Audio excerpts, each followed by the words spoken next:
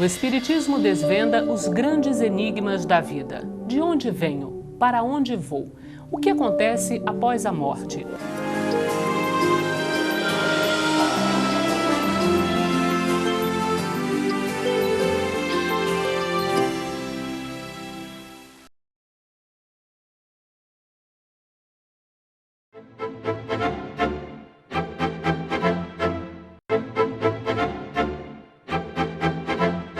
Olá! Começa agora o programa Transição e é com muita alegria que contamos com a sua audiência. Com a colaboração de Djair Ribeiro, vamos falar sobre o tema mal olhado e feitiçaria. Você acredita em mal olhado e feitiçaria? O mal olhado e a feitiçaria podem atingir as pessoas? O que acontece com quem faz feitiçaria? Para responder essas e muitas outras questões, contamos com a participação de Divaldo Franco, que é médium, educador e orador. Você acredita em mal olhado, inveja? Acredito. Eu acredito sim. Não acredito não, cara. Eu não acredito muito não. Olá, Divaldo, seja bem-vindo. Muito obrigado, Cláudia. Olá, Djair. Olá, Cláudia. Olá, Divaldo. Mais uma vez, bem-vindo. Muito obrigado. A maioria das pessoas entrevistadas acredita em talismã. Algumas utilizam plantas, outras objetos como carrancas, figas. Pode existir alguma proteção nessas coisas? Pode sim, através da autossugestão. Nós somos aquilo em que acreditamos. Quando alguém nos induz a crer em determinada coisa, nós realizamos um processo interior de natureza psíquica, em que os nossos neurônios cerebrais produzem neurocomunicações carregadas de uma energia que faz lembrar o fóton ou que faz lembrar o elétron. Quando é uma coisa boa, nós então produziríamos energeticamente partículas de fótons que nos dariam saúde, que propiciariam a nossa alegria. Quando nós estamos sob a violência em determinadas situações penosas, nós produziríamos um tipo de neuropeptídeo que poderíamos dizer carregado de elétrons e teríamos uma desagregação. Aliás, a tese original não é minha. É de dois eminentes físicos da Universidade de Harvard, os doutores David Bohm e Stewart Wolf. É que vale dizer que quando nós nos autossugestionamos ou somos vítimas de uma alossugestão, isso vai produzir em nosso mundo interior uma correspondente consequência. Se o indivíduo crê que uma figa, um talismã, um fecha-corpo defende-lhe do mal, cria defesas psicológicas, emocionais e naturalmente não se deixa afetar por as coisas negativas. Quando não crê, naturalmente o indivíduo vai ter os próprios valores. Mas nós encontramos isso muitas vezes também nos mantras, que nos proporcionam vinculação com a divindade, nas jaculatórias da Igreja Católica Apostólica Romana, que pelo repetir nos dá uma indução terapêutica e nos vincula às fontes da divindade. Para nós espíritas, o melhor talismã é a boa conduta. Divaldo, sobre a alegação de proteger a criança recém-nascida ou de tão tenra idade do mal olhado, da inveja de outras pessoas, algumas mães, mais precisamente algumas avós, recomendam que essas crianças sejam vestidas com roupas chamativas ou com algum destaque em vermelho ou mesmo algum broche muito chamativo, que é para atrair a visão, o mal olhado dessas criaturas, preservando assim a criança. É isso possível ou não passa de um talismã também? É uma superstição. Aliás, uma superstição bastante elegante. Porque vestindo a criança de uma maneira chamativa, com cores muito quentes, ou colocando broches de alto valor, a atenção é naturalmente focalizada naquilo, desviando, portanto, no conceito da vibração negativa, aquele olhado que seria emissão da onda perturbadora, mas de efeito absolutamente inócuo. Existem muitas pessoas que levam as crianças em benzedeiras. E elas com uma reza ou agitando algum tipo de erva, realmente conseguem acalmar a criança. O que, na verdade, essas benzedeiras fazem? São normalmente pessoas portadoras de energia curativa. Quando, por exemplo, com um galho de arruda ou uma espada de Ogum, ou qualquer uma outra planta que teria poderes curativos, este benzedor ou rezador movimenta os braços em torno do paciente, está aplicando um passe sem o saber. Nós transmitimos energias num toque, seja positiva, seja negativa, a nossa própria onda vibratória mental. Então, aqueles tradicionais rezadores, benzedeiros, são pessoas portadoras de faculdade mediúnica curativa que logram resultado, mas que é perfeitamente dispensável qualquer uso, seja de que substância for, sal grosso, sal fino, arruda ou qualquer outra coisa, porque o que importa é a onda mental, a intenção, a vibração de ajudar, de curar e de amar. Há algumas curiosidades a respeito do seguinte comportamento. Pessoas que passam por alguma determinada situação e ela foi muito positiva, com bons resultados. A partir daí, então, ele adota o hábito de sempre estar usando aquela peça de indumentária da roupa que lhe trouxe aquela energia. Ou então mesmo atletas que só entram em campo pisando com os pés direitos. Esses comportamentos, ou utilizar uma indumentária que um dia lhe trouxe essa boa sorte, realmente traz essa boa energia ou é superstição, Divaldo? Superstição, sem dúvida.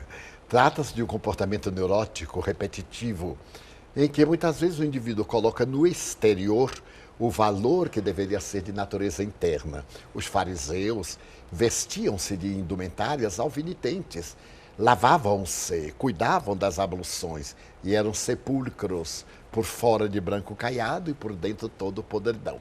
Não será o nosso exterior que nos dará sorte, serão os nossos atos internos, porquanto as vestes de Jesus resplandeciam, mas não eram alvinitentes, ele não usava absolutamente qualquer uma coisa que induzisse o indivíduo a segui-lo. Era o seu magnetismo, a sua dúlcida mensagem de amor. No venerando Francisco Cândido Xavier, o apóstolo dos tempos modernos, nós vemos um homem simples, dedicado ao bem, e nenhuma força do mal jamais o atingiu.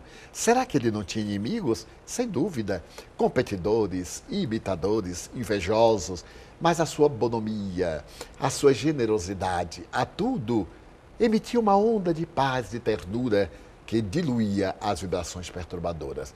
Não nos deixemos empolgar pelo exterior, preocupemos-nos pelo interior. Como diz o Evangelho, não é o que entra pela boca, é o que da boca sai. Não nos preocupemos também com tantas coisas especiais, porque elas teriam uma conotação moral, porque em realidade não tem. É possível a energia negativa de um espírito vingativo recair numa pessoa próxima àquela que ele quer se vingar? Não, seria uma injustiça de Deus. Não pagam pais por filhos, não pagam amigos por amigos. Se por acaso a entidade que deseja perturbar-me e não logra conseguir, e passa a perturbar um ser a quem eu amo, é porque encontrou uma ressonância, uma afinidade. Este ser deve ter outro tipo de débitos, porque para a consciência cósmica não importa a maneira pela qual nos reeducamos, nos resgatamos. Importa sim que regularizemos a vida, libertando-nos dos nossos débitos. Se o indivíduo está em débito perante a consciência cósmica, quer haja uma influência espiritual, quer não, o indivíduo será chamado à regularização através do sofrimento, por meio de reflexões profundas, de fenômenos psicológicos, a solidão, a falta de sorte no amor, no emprego, nas atividades, como se costuma dizer. São fenômenos metodológicos para propiciar a reeducação do indivíduo, a sua transformação moral para melhor. Divaldo, observamos pessoas que buscam auxílio em videntes, procurando aí encontrar uma resposta para as suas angústias, para as suas incertezas, né? Quiçá se vai realmente lograr casar ou encontrar um emprego, coisas dessa natureza. Realmente, Divaldo, é possível alguém nos revelar o futuro? Ou como é que a criatura pode perceber quando isso realmente se trata de alguma comunicação ou charlatanice? Com todo o respeito que nos merecem as criaturas, aqueles indivíduos que vivem da buenaditia, da cartomancia, da clarividência, quase sempre são impostores. tornam-se profissionais. E é óbvio que os espíritos não estão a seu soldo para poder atendê-las. É natural que o indivíduo com o tato psicológico dos relacionamentos humanos possa logo perceber se alguém foi até ele é porque tem um problema.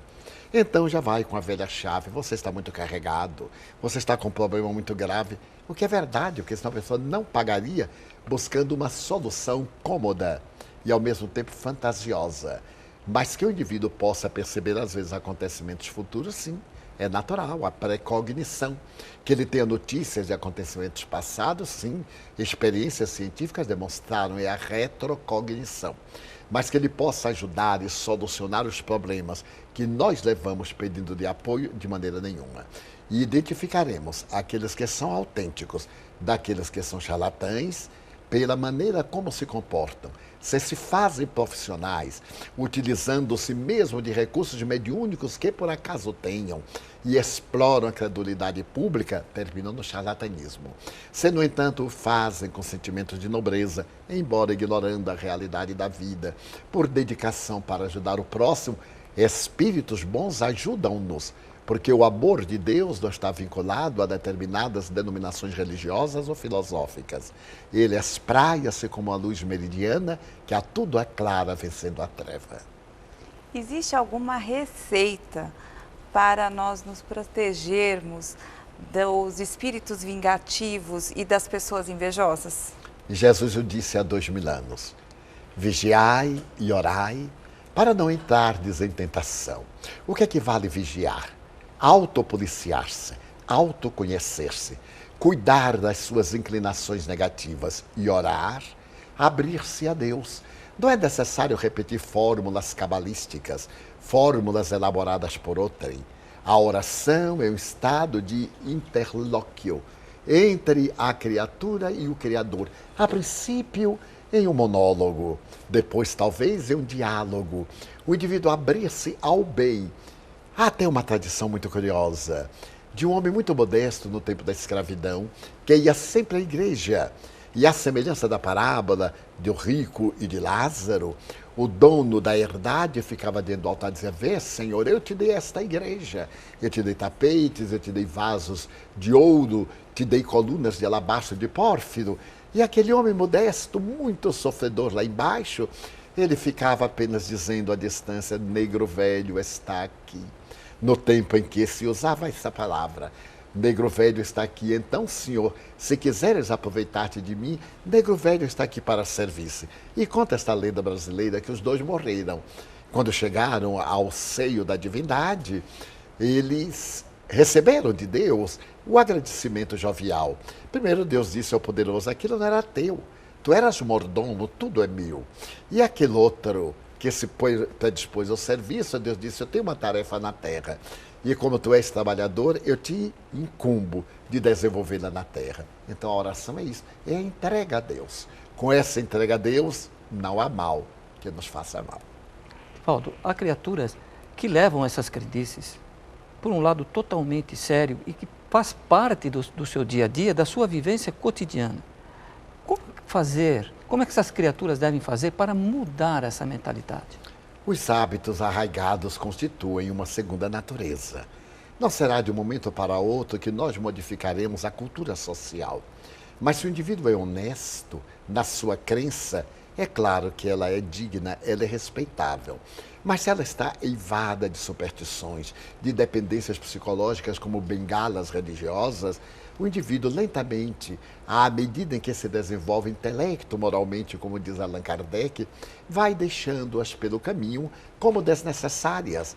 Da mesma forma que nos libertamos de maus hábitos pela substituição de hábitos saudáveis, libertamos-nos também das velhas crendices, dessa tradição arraigada de milênios, porque somos herdeiros das gerações passadas, mas somos viajantes na direção da grande luz. E a grande luz, que é o amor de Deus, nos ilumina e dilui todas essas manifestações atávicas. Divaldo, muito obrigada. Sou eu quem agradece, Cláudia. Obrigada, Jair. Muito obrigado, Divaldo, mais uma vez. O programa Transição chega ao fim. Hoje nós falamos sobre mal olhado e feitiçaria. Na próxima edição tem muito mais para você. Até lá! Até lá e uma vez mais, muito obrigado pela preferência da sua audiência e do seu carinho.